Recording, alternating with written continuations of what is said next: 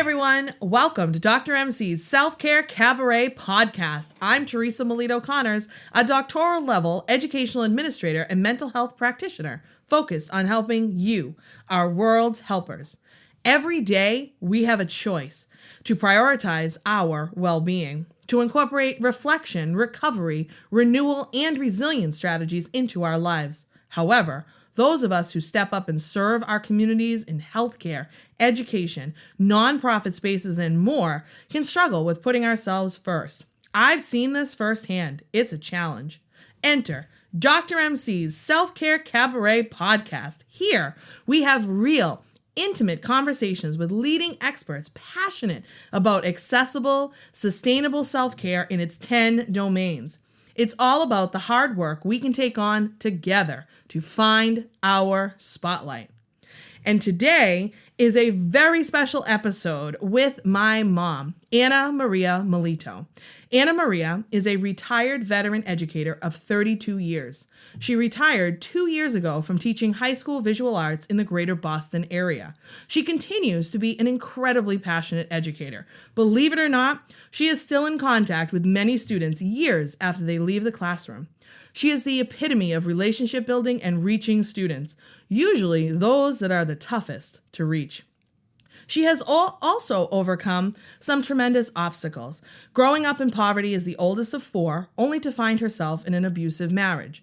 Determined to better her life, she returned to school to earn her undergraduate degree at 39 years old. She was able to safely escape the marriage, and today she has a master's of education, plus enough credits she could have a second master's. She did all of this while never missing a beat to be there for her only daughter, me. She is my rock, my inspiration, and the reason why I am a strong, fierce woman today. Now, in retirement, she's living her best life. Fun fact, my Dr. MC artwork, the little doc emoji and the one bursting out of the star, my mom designed those. Aren't they cute? And she helps me a lot with the work of the Self-Care Cabaret. And without further delay, here she is. Welcome, Mom. Wow, that was a lot to live up to. That is a lot to live up to, but you do it. So we're excited to have you on today as part of a special Mother's Day episode as we are approaching that holiday. Well, thank you. I'm happy to be here. And I feel like you have a lot to share, not only for teachers, but I should say especially for teachers and educators, as you did 32 years in education. Right. Yeah. I certainly did. So I like to ask all my guests, and I know you listen to many of my episodes, so you're probably familiar with this, but how do you like to practice self-care? Well, now that I'm retired, I practice self-care by trying to pay attention to my body. When I need a nap, I take a nap. Sometimes I ignore it a little bit, but then I'll pay for it later. We don't like to ignore it. Our body. No. And I've also we moved recently within the past, 8 months or so. So I was busy with all of that. That's I don't recommend moving. But anyway. Work in that environmental domain. Yeah, it's wonderful, but it was a lot of work to get there. Or settled, I should say. And so now I started walking and using my stationary bike and things like that, because I believe that without moving, it's the kiss of death. You're asking for trouble. So you need to keep going, especially as you get older. Yeah, for sure. So you mentioned a couple of important things, the importance of rest and movement and your space being set up in a way that is conducive to you. I know you're really good with not letting things get cluttered and disorganized. You're very organized, which is very helpful. So can you talk a little bit about your journey to self-care? Because this is something, I learned a lot from you. So what did that look like? Well, I started following different people that are famous in that field. More, I don't know, what you call them, globally noted, I don't know. But anyway, other experts, yes. One night I found a book by Cheryl Richardson, who's a Newburyport resident, and her book was The Art of Extreme Self-Care. And that kind of started, I heard her speak, that kind of started really my journey of paying more attention, because teaching is I would say that it's a soul sucking. It's a soul sucking. It can be. Experience. It can be. And you really have to have boundaries, and you really have to pay attention to what's going on. And I made a few notes, and I kind of chuckled as I was doing this, because one of the things that Notes to prepare for this? Oh, yes, in my classroom is I was always painfully organized. You know, you never open the closet and just shove the stuff in there hoping that you'll deal with it later, because later in teaching doesn't ever come.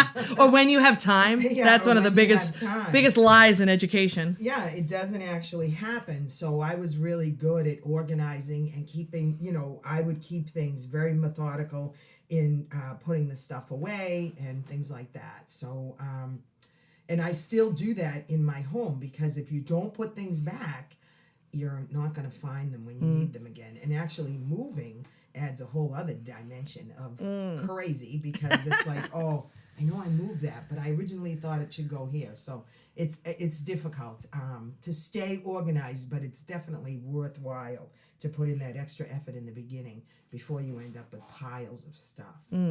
So I've heard you. I want to go back to Cheryl Richardson for just a second, because I remember. Do you remember the year you saw her speak? You first heard her speak?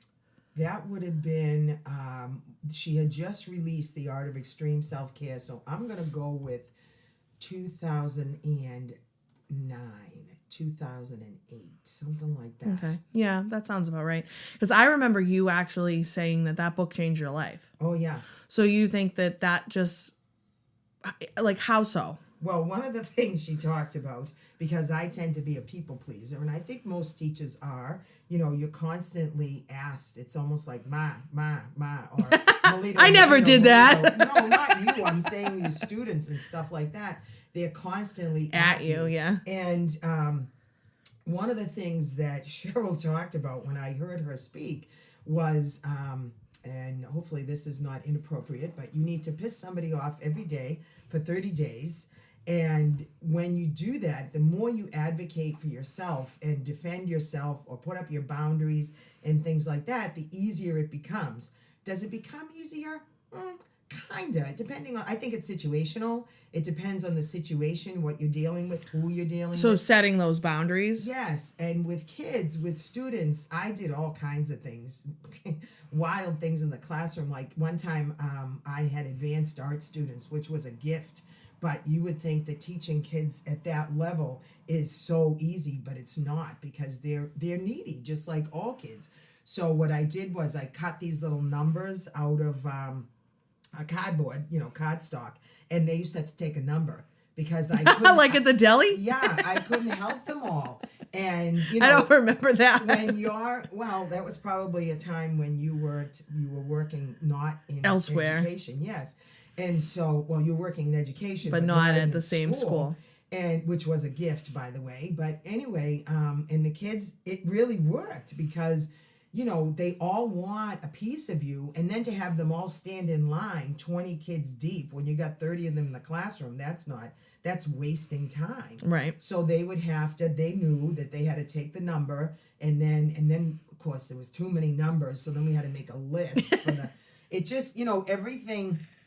And you figure it out, though, as you go along. I mean, you kind of try something. I had a veteran teacher that had taught for many, many years, and she said, you know, every year you reinvent, and every year you get a little bit better. And, of course, I do believe that that's true. So you really have to, in education especially, and I'm sure there's other fields. I'm sure healthcare and other helping professions are just the same. But you really have to be an abstract thinker and think to yourself, how am I going to fix this? So, yeah. And focusing on like what those things are, because we can't fix everything. There's problems we can't fix right at this moment, but really being able to kind of take it down to like, what can I control? What can I fix in this moment? Yeah. And I know, as folks might not know, that my mom and I worked in the same school for 4 years, and then then I left and went and got other experiences outside of my home community, and then came back. So for many of those 20 years, I was also in the same building. So I got to kind of see firsthand how you were in the classroom, which was such a gift and an honor to watch. Well, and the kids actually got a boot out of it too, because For real. they really thought, they really want to get to know you as a human. And that's the other thing. Like little kids, I think that they are the same in that regard. They want to know who you are. Like they see you at the grocery store and it's like, wow, you eat? Like, yeah, you leave the buy school? groceries? Like, wow, and things like that. And in high school, which I taught high school, I worked elementary for the first 12, and then the next 20 was in high school, it's even more so. So they want to see that human side. Yeah. And I always felt like, show your vulnerability. To get back to Cheryl Richardson, her thing about boundaries and upsetting somebody every day for 30 days, I mean, you do sometimes, and administration doesn't necessarily like that, but you have to you have to protect yourself, right? Because if you don't, there's nobody that's going to come in. And when you first get the job, they'll tell you anything, especially depending on how desperate they are to fill the position. They'll tell you anything to get you to take the job. But at the end of the day, it's you and the kids. Right. And you're not an unlimited resource. No. You need to recharge and refuel. You just can't keep giving and giving and giving, or there'll be nothing left. Right. I actually used to hide at the end of the day. Towards the end of my career, maybe for the last, I don't know how many years, but I would shut the lights and shut the door. And my door was locked. I always locked my door because, there were things that could get broken or taken or what have you. But, and I did a lot for kids, believe me. I loved my students. I was always there for them. But sometimes you just really, I need to regroup. At 3:00 in the afternoon, 3:30, I need to shut my brain off and regroup, whether that means taking a nap, like I did when I was at Salem State and doing my master's degree. I used to bring my dinner up there. I would recline the seat in my car and then go to sleep and then wake up and have dinner and then sit in a class for 4 hours. And you can't, unless you rest, you're not going to get through it. And the one thing about that's really, I would warn my students, if I was tired, I'd tell them, listen, today's not the day. You really need to step it up today because I'm really tired. And of course, I could do that in high school. I'm sure with littles, you really can't quite do that. But, my students knew and respected me enough that they would kind of behave for the day. Of course, it didn't. The second day, I needed to be on my game. Right. But in any case, that was that. But I think that goes back to, you said so many things. So I just want to make sure our listeners are following along. So that goes back to creating those strong relationships. You're really skilled at creating strong, trusting relationships. Thank you. What are some tips to do that? How did you do that? Well, you don't put yourself up on a pedestal. You have to, and I taught art. That was very difficult, and artists have very sensitive egos. So I used to do paintings along with my kids so that they could see me struggle. I don't think I ever put myself way up high and them down below. I would make it so well, I don't know. Let's check this out. Let's learn about this. I'm not exactly sure. Let's figure this out together. Or what do you think about this? I love when you would also do your art with the students, so they could see your struggles with a piece and see you and then help you problem solve and do that. I always thought that was really cool. And I think you said it earlier when you said, let them see you be human. Right. And not on a pedestal, that in being able to relate to kids. Right. I had a student one time, this is actually kind of funny. She was cute as a button. And, I don't want to mention any names certainly, but she came into my classroom and I had done a self-portrait that I thought was actually coming out pretty good. It was cooking right along. And she said to me, Miss Melito, your nose doesn't look like that. That took a lot of courage and trust. And if she didn't trust me, if she thought I was going to get upset or angry, I have to say I twitched a little. But then I said to her, well, what do you mean? Show me what you mean. And you know what? She was correct, because one thing, teachers, we are experts, obviously, but there's a lot of little brains there, and they're Right. not. They can contribute just as much. I mean, it's I think that they can, and they like to be heard, Right. and they like to understand that you celebrate what they bring to the table also. Well, it's funny because as education has evolved, having students have that voice and choice in their work is definitely like something that has come along. You were doing that before it was trendy. I was doing it before it was trendy. And you always say social emotional learning. She was doing that before it was trendy too. Well, and the former superintendent actually, recognized that, which is kind of nice. And I've always been able to. Sometimes I got in a little bit of hot water for it, but I was able to defend it. And and I always By kept being kids honest busy. and vulnerable. Well, yeah, I mean, just saying, well, this is how I do it, and I could say this is working for the kids. Like, look at the art. Right. Look The at art the art. was tremendous. It was pretty tremendous. And I had kids. My Larry's uncle one time asked me if I had kids, if I ever saw any real talent. I had kids that could draw better than I could. Larry's her significant other. Right. Folks don't necessarily know who Larry that's is. True. Anyway, sorry. Well, it's there's a lot of ability out there, and just because somebody's younger, you have to give them a little bit of platform, like a little something, so that they'll rise. Well, they can to the grow occasion. as learners and Yes. humans, which is what we're trying to create, right? Yeah. What is it? Fully functioning, like successful citizens. Like that's so we're ideally creating in school. So you mentioned a couple of things, and I think one of I don't even know if you realize this, but you were really good with self-care practices kind of throughout the day. And I know so many educators struggle with this. I mean, we know the burnout rates are through the roof. The people are fleeing the field of education. They're not coming into the field. Like we're in crisis, and it's difficult for people to kind of conceptualize what self-care might look like in such a chaotic environment as teaching in a school. So I know there were some that you used to do, and you've touched upon a couple, but I want to make sure that you share those. So what were some of the self-care practices you did throughout the school day?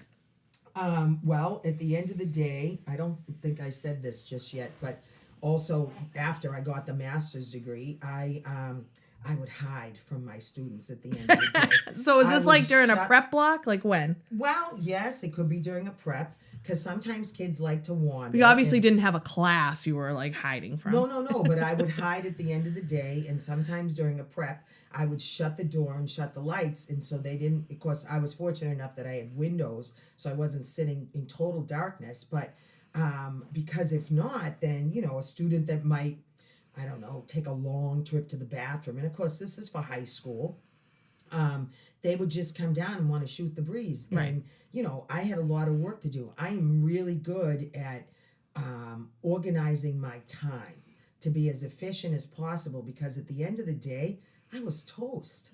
Like when I had an after school meeting. She was.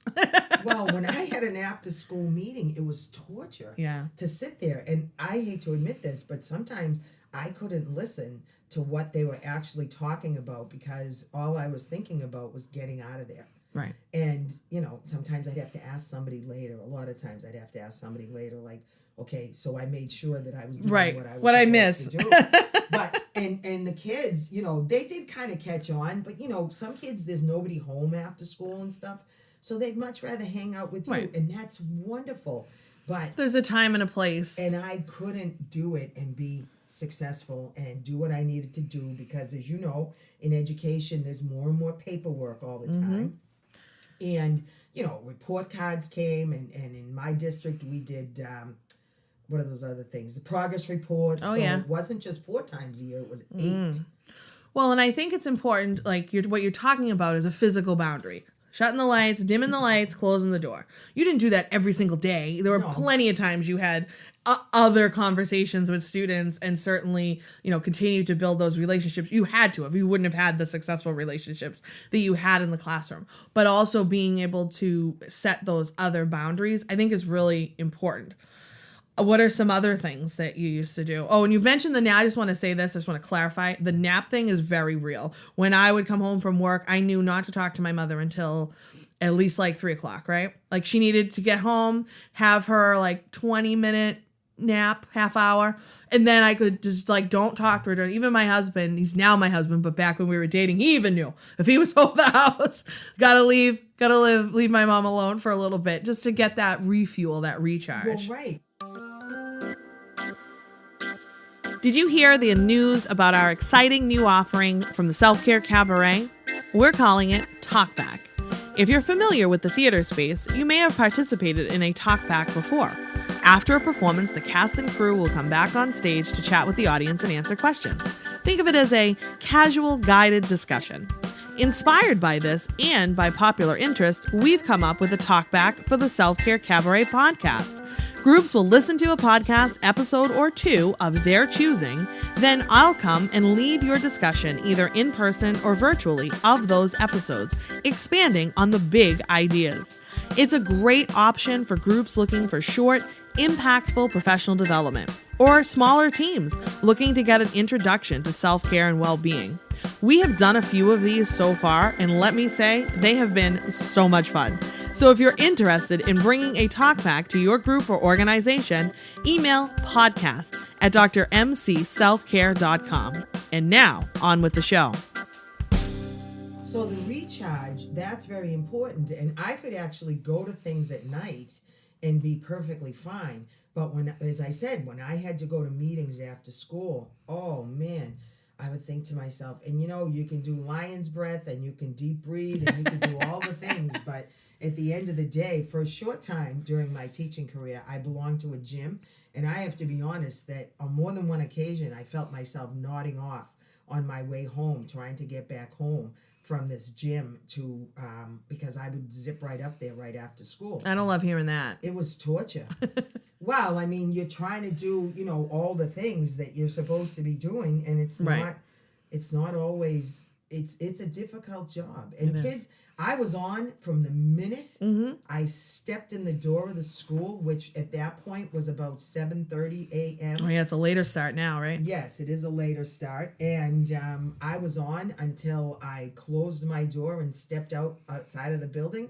And even on more than one occasion, I had people chase me out the door because they happened to see me in the parking lot. But if you don't set those boundaries, this is why I think teachers sometimes get into a dangerous pattern that's hard to break. It's very hard. Where they're taking work home, they're doing things on the weekends, they're working during school vacations. You can't do that. You're gonna burn out eventually.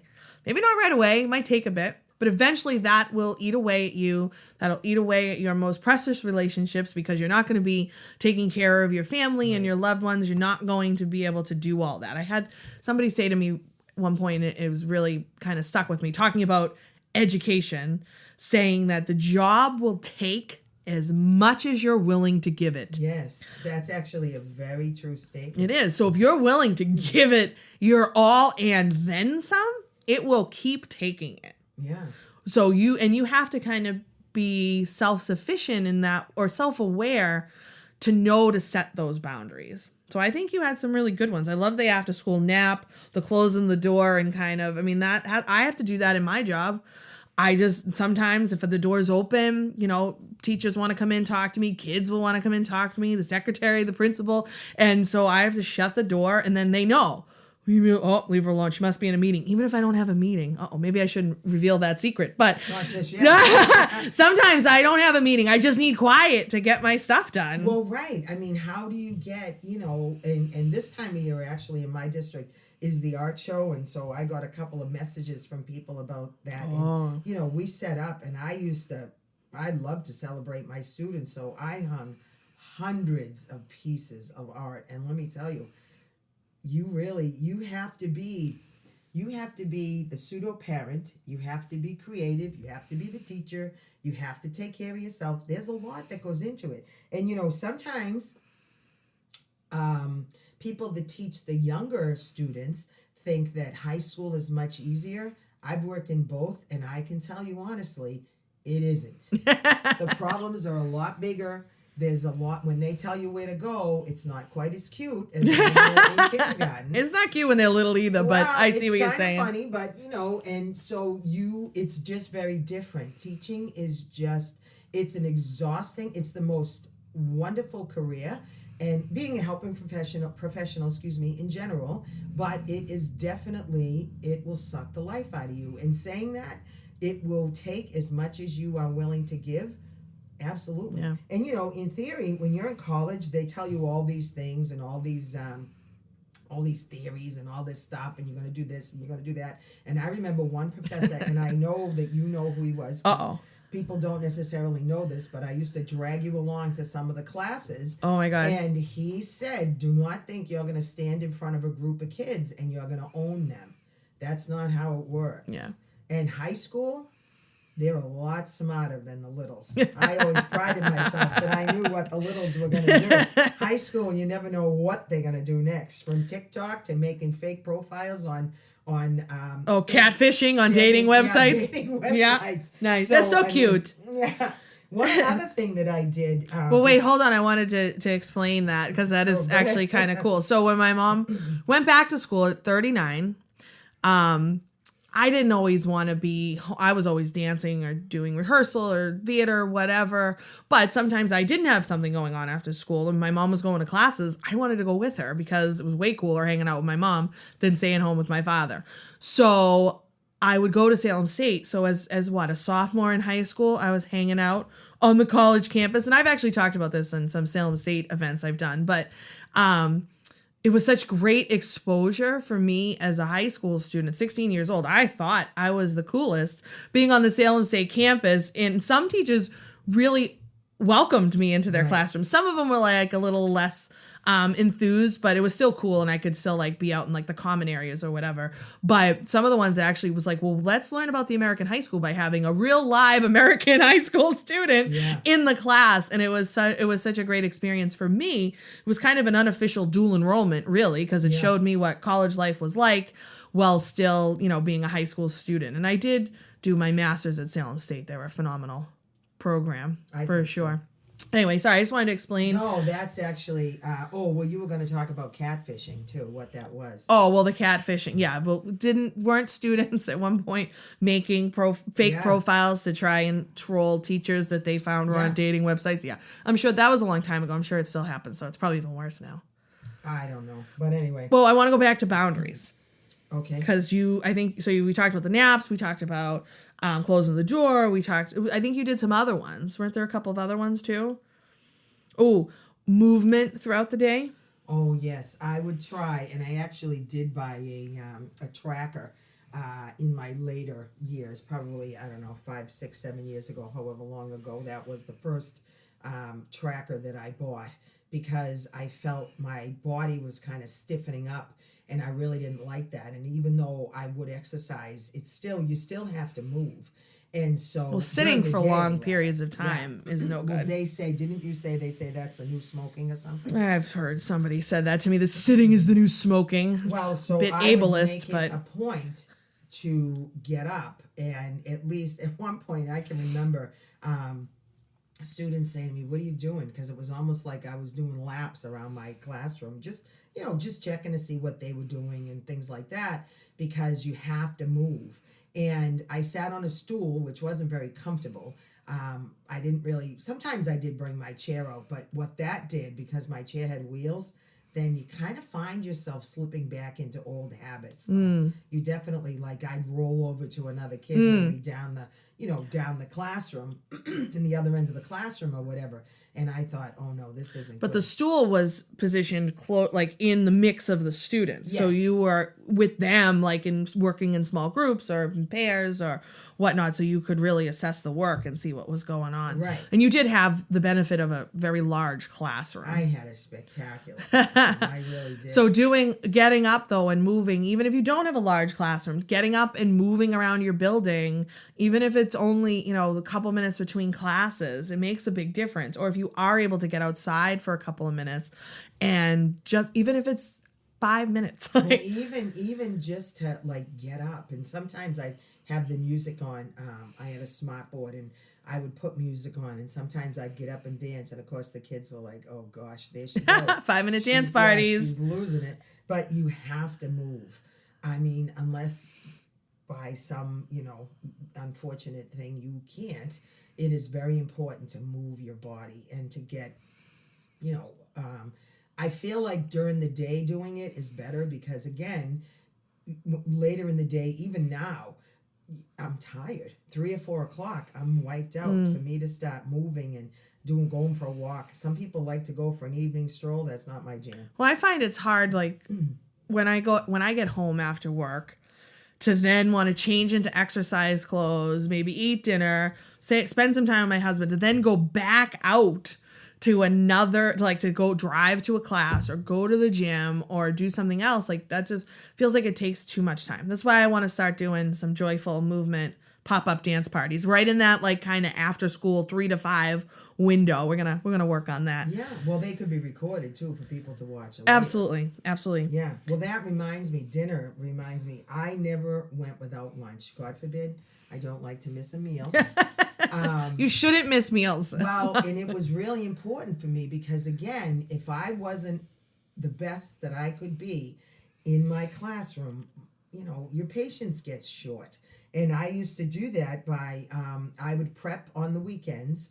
And if you use glass containers, a salad will stay. I would put glass containers and little containers inside the glass container. Did you use a mason jar? Sometimes I did mason jars, mostly the Pyrex with the plastic lids there. For the salads, lids, that would for stay? Salads, yeah.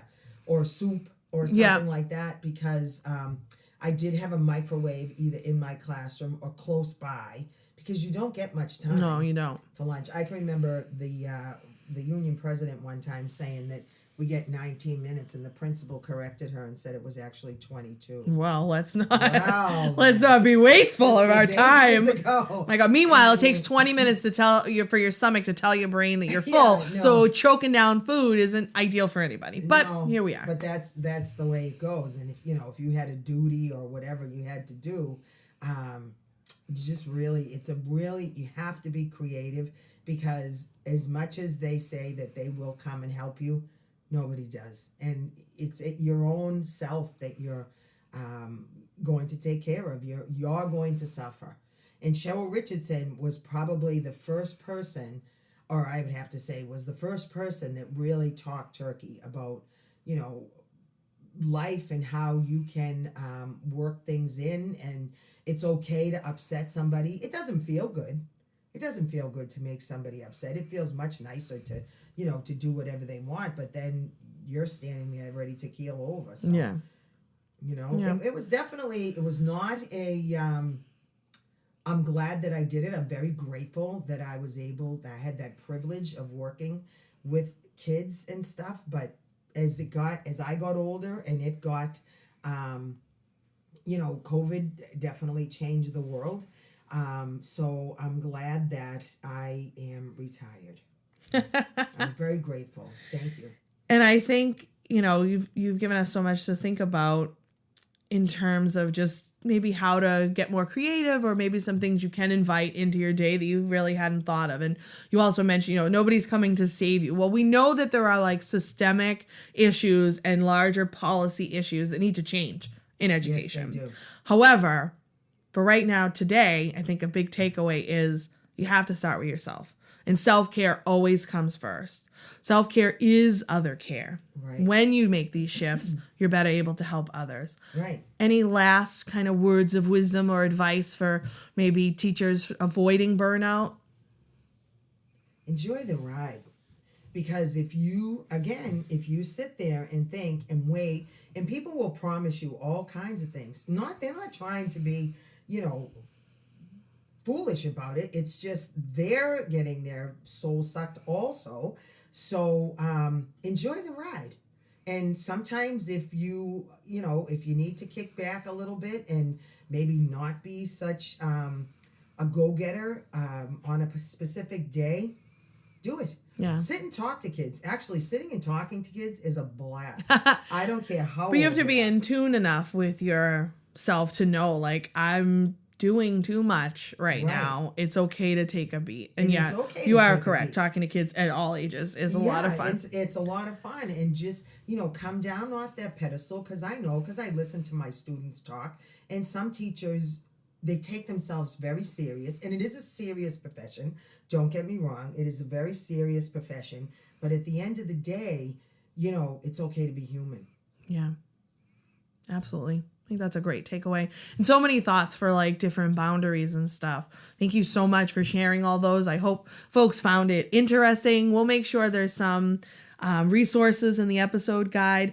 My mom's not super active on social media, although we might get her. You may see her on my social media pages from time to time. I used to put all kinds of stuff on Twitter, but we don't really use that. That's all right. My Facebook, and I know that's kind of 19, whatever. 2000. Nobody does Facebook anymore. A lot of people do Facebook still. My goodness. But, I like to confuse people. That was great. Thank you so much for those tips. And again, I hope folks found that interesting. Thank you so much for listening. I hope you feel more energized and empowered. And if you liked what you heard here today, subscribe and leave a review for this podcast on your preferred player. Follow along on Facebook and Instagram at Dr. MC Self-Care and Dr. MC Self-Care Cabaret on LinkedIn. You can also visit my website, drmcselfcare.com, for the latest updates and to sign up for my Cast Party e-newsletter. And if you're interested in ever having me present to an audience near you, email info@drmcselfcare. Thanks again. Stay well and do good. And for the moms out there, happy Mother's Day.